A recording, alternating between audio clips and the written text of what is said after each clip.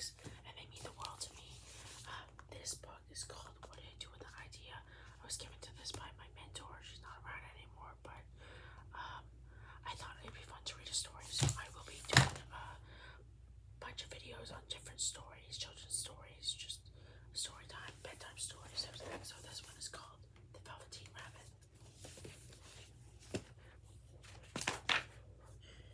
The Velveteen Rabbit, or How Toys Became Real. There once was, it's called The Velveteen Rabbit, or here was once a velveteen rabbit. In the beginning, he was really splendid. He was fat and punchy, as a rabbit should be. His coat was spotted brown and white and had real red whiskers, and his ears were lined with pink satin. On Christmas morning, when he sat wedged on top of a boy's stocking with a sprig of holly between his paws, the effect was charming. There were other things in his stocking, nuts, oranges, and a toy engine, and chocolate almonds, and a clockwork mouse. But the rabbit was quite the best of all. For at least 2 hours the boy loved him, and then aunts and uncles came to dinner, and there was a great rustling of the tissue paper and unwrapping of parcels in the excitement of looking at all the new presents. The Velveteen Rabbit forgot it for a long time. For a long time he lived in the toy cupboard on the nursery floor. No one really thought very much of him. He was natural, shy, and being only made of velveteen, some of the more expensive toys quite troubled him. The mechanical toys were very superior and looked down on everyone else. They were full of modern ideas and pretended to be real. The model boat, who had lived through 2 seasons, lost most of his paint, caught the tone of them, and never missed an opportunity of referring this rickety. In technical terms, the rabbit could not claim to be a model of anything, for he did not know that real rabbits existed. He thought that they were all stuffed with sawdust like himself. He understood sawdust and was quite out of date. Should never mention modern circle, even Timothy. The jointed wooden lion who was made by the disabled soldiers, and should have broader views, put them in the air and pretended he was connected with government. Between them, the poor rabbit made himself feel insignificant and commonplace. The only person who was kind to him was all the skin horse. The skin horse lived no longer in the nursery. Apologize for all the sound, but the noises, the rings and the pings showed him under the seams underneath of the hairs of the tail. He pulled the string and the bead necklaces. It was wise routine. A long succession of mechanical toys arrived, and posters swagger by break. Their main streets passed away, and he never knew that they were only toys. He would never turn into anything else. For nursery magic, it was very strange and wonderful. Only playthings that the old horse was wise and experienced, like the skin and the horse. I understand all about it. What is real?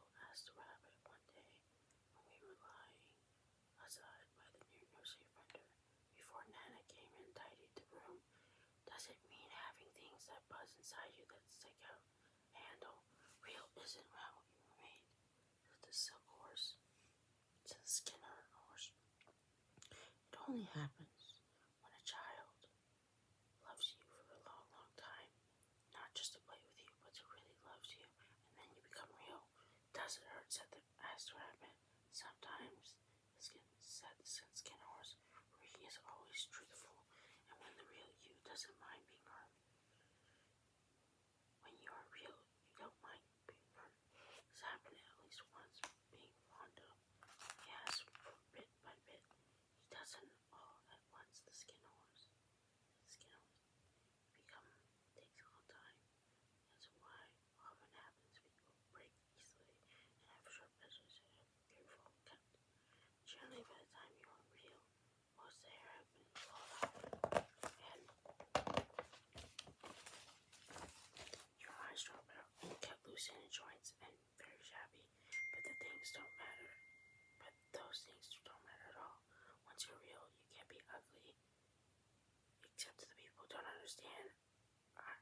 we suppose you are real, said the rabbit, and then he wished he had not said it, for the skin might be sensitive, but the skin only smiled. The boy's uncle made me real, and that was a great many years ago. But once you are real, you can't become unreal again. It lasts for always. The rabbit sighed. Okay, guys. We're gonna finish reading Velveteen Rabbit, and I'm gonna continue in a softer voice so it's easier for me to read it. Okay, so what we're up to is the rabbit sighed. He thought it would be a long time before this magic, the real happened to him.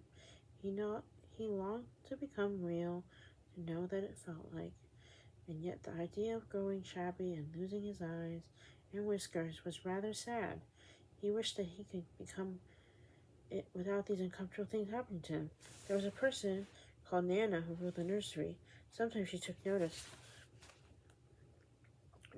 of playthings lying about, sometimes no reason whatever. She was whipping like a great wind and hustled them away in cupboards. She called this tidying up, and the playthings all hated it, especially the tin ones. The rabbit didn't mind so much, for whenever he was thrown, he came down soft. One evening the boy was going to bed. He couldn't find the china dog he had always slept with. Nana was in a hurry, and it was so much trouble to hunt for china dogs at bedtime, so she simply looked out her and see the door in the cupboard. The door stood open. She made a swoop. Here, she said, take your old bunny. He'll do sleep with you. She dragged the rabbit out by one ear and put him on the boy's arm. That night, for many nights after, the Velveteen Rabbit slept in the boy's bed. The first thing, it was rather uncomfortable for the boy. The boy hugged him very tight and sometimes rolled over, and sometimes he pushed him so far the window the rabbit could scarcely breathe. He missed it too. The long midnight hours in the nursery, when all the house was silent, and his talks with the skin horse, but he soon grew to like it, for the boy used to talk and make tunnels for him under the bedclothes, and there were lots of burrows for the real rabbits that lived in, and they had splendid games together and whispered. When Nana was gone away for her supper, and left the nighttime burning in the mantelpiece, and when the boy dropped off to sleep, the rabbit would snuggle down and close his little warm chin and dream. The boy's little hand claps around the long and all night long, and the time went on, and the rabbit was very happy, so happy that he never noticed his beautiful velveteen fur was getting shabbier and shabbier, and his tail was coming on soon, and all the pink has rubbed off his nose, where the boy kissed him. We have a little longer. I think we can read it. I'm going to combine these two videos together.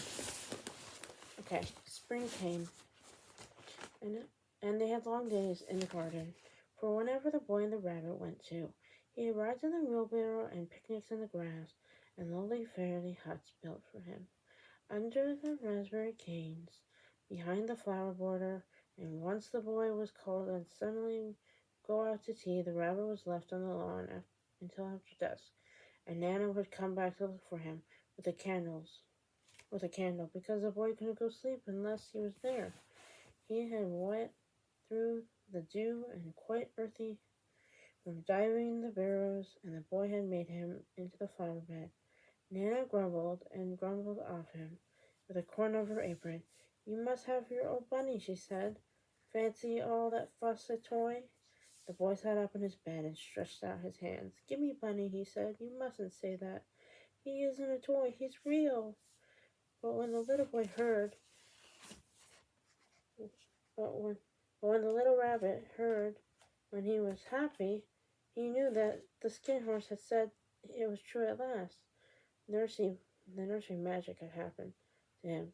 He was no longer, he was a toy no longer. He was real, the boy said it himself. The night he was almost too happy to sleep, and so much stirred the little stardust heart, and it began almost burst. And into the boot,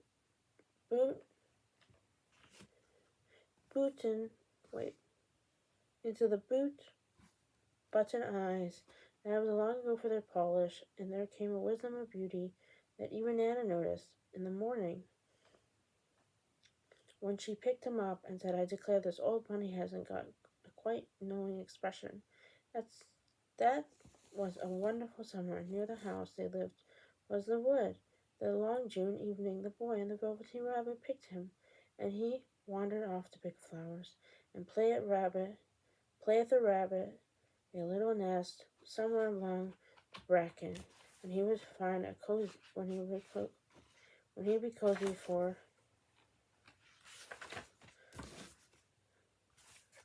a wait 1 second.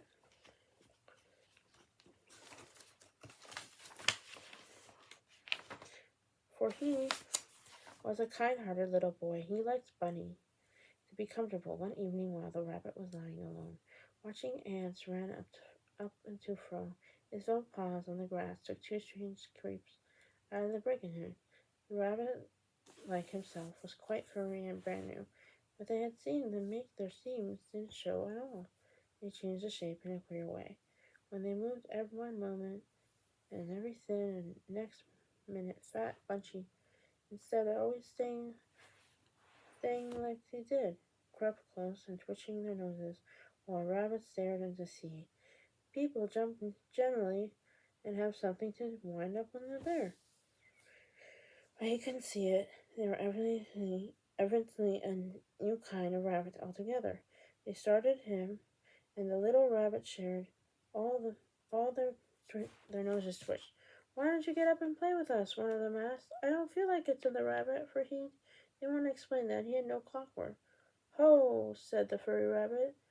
"It's easy as anything," as he gave a big hop in the sideways and stood on his hind legs. "I don't believe you can," he said. "I can," said the little rabbit. "I jump higher than anything." And he meant it. The boy threw him, of course, and he wanted to say so. "Can you hop on your hind legs?" asked the furry rabbit.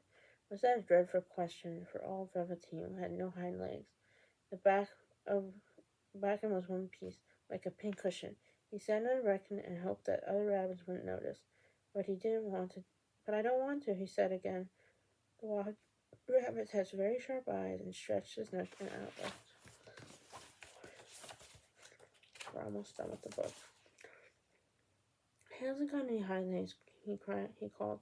"Fancy rabbit without fine hind legs."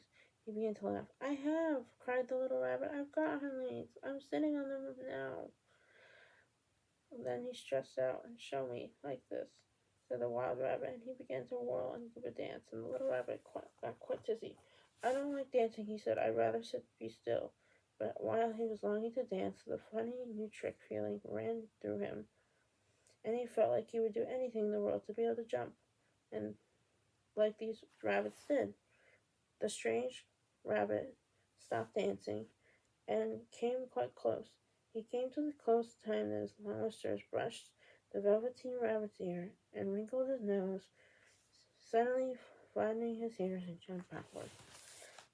"He doesn't smell right," he exclaimed. "He isn't a real rabbit." "He isn't real. I am real," said the little rabbit. "I'm real. The boy said so." And he began to cry. And just the sound of his footsteps, the boy ran past him with a stamp of his feet. A flash of white tails, two strange rabbits disappeared. "Come and play back with me," called the little rabbit.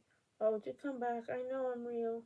But there was no answer. The little ants ran into the furrow, and Brackett stayed quite gently as the two strangers passed. The Velveteen Rabbit was all alone. "Oh dear," he thought. "Why would they run away like that? Why would they stop and talk to me for a long time?" He lay very still in the bracken and hoped he would come back, but they never returned.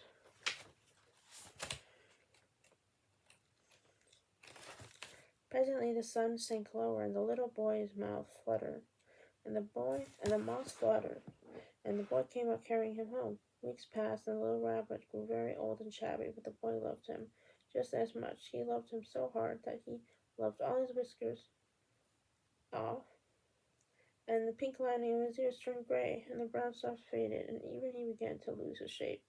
He looked scarcely he scarcely looked like a rabbit like he scarcely looked like a rabbit anymore, except the boy. To him he was always beautiful, and all this little rabbit cared about was he didn't mind he looked at other people because the nursery magic made him real.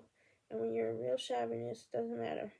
And one day the boy was ill, his face grew flushed, and he talked about in his sleep that body was so his little body was so hot and it burned the rabbit, and he held him so close. Strange people went in the nursery and the light burned at night. And the little velveteen rabbit lay there hidden under the bed and closed, and he never stirred. He was always afraid that if found someone might be able to take him. He knew that the boy would be needing him. It was a long time for the boy. He was rather ill to play. The little rabbit found a rather dull, nothing to do along. But they snuggled down patiently and looked forward in time. The boy would be out and well again. He would go into the garden amongst the flowers and butterflies and play splendid games and raspberry thicket like they used to. All the delightful things he had planned. While the boy lay half asleep, he crept up close to the pillow and whispered in his ear, "In present fever retorted." The boy got better. He was able to sit up in bed and look at picture books, and the little rabbit cuddled by his side. One day, he let him get up and dress. It was a bright sunny morning, and the windows stood wide open and carried the boy out the balcony and wrapped in a shawl. The little rabbit lay tangled up among the bedclothes, thinking. The boy was going to the seaside tomorrow. Everything was arranged. Now only remained to carry the doctor's orders. They talked about it, and the little rabbit lay under the bedclothes with just his head peeping out and listened.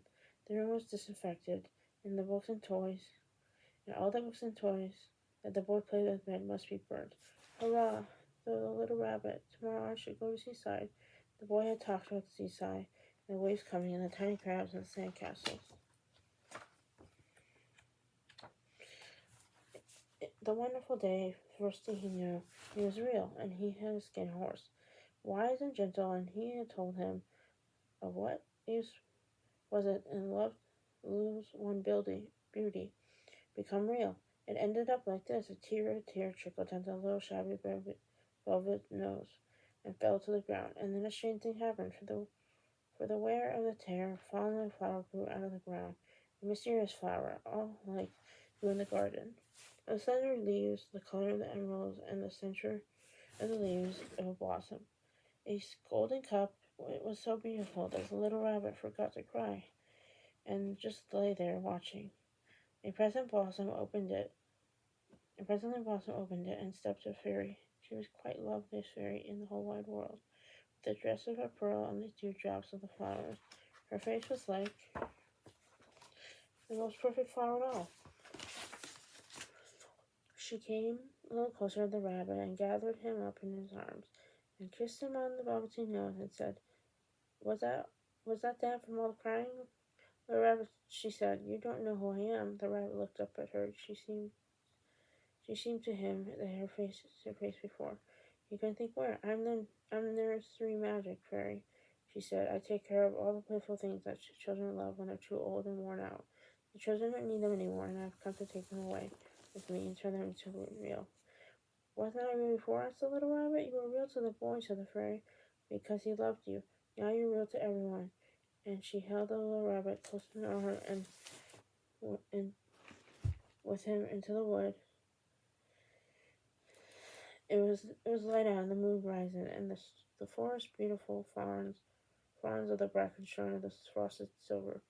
In the open glade between the tree trunks, and the wild rabbit danced in the shadows of the velvet grass. When they saw the fairy, they all stopped dancing around and stared. I brought you a new playful. You must be very kind to teach him, and teach him all he knows in Rabbit Land. He's going to live with you forever. And she kisses the little rabbit again and puts him down on the ground. "Run and play, little rabbit," she said. But for the little rabbit, he sat for a moment and never moved. Where he saw all the rabbits dancing around him, and suddenly remembered that about his hind legs. He didn't want to see them, and he was made in all one piece. He did not know that the fairy kissed him, and the last time she had changed them together. He might have just been there for a long time, too shy to move, and if something had tickled on his nose before he thought he was doing what he was doing, he lifted his mind to scratch it, and he found that he actually had hind legs, cling, dingling, and velveteen. He had brown fur, soft, shiny ears touched by themselves, and whiskers so long they brushed the grass. He gave one leap in joy, and using those hind legs was so great. In spring, and the turf for them and jumped sideways, and excited at the last stopped till the fairy had gone. The rabbit was real. At last, home with other rabbits. Autumn passed, and winter and the spring, and then he grew warm, sunny. The kids grew warm and sunny, and the boy went out to play behind the house. And while he was playing, two rabbits crept in the brush and peered at him. One of them was brown all over, and the other one had a strange marking on his fur. Long ago, he had been spotted with spots, and showed through. About little soft nose, and his round black eyes were something familiar. The boy thought to himself, "Wow, why, that just looks like my old bunny that was lost, and I had scarlet fever." But he never knew that it was really his own bunny when he came back to look at the child who first helped him be real. At the end. That was the book of Velvet Rabbitine, the Velveteen Rabbit, which is by Mary G. Williams. Thank you for reading the story with me. And we will be reading, the next story we'll be reading another day this week is What Would You Do with an Idea by Kobe Yamna. Thanks for watching.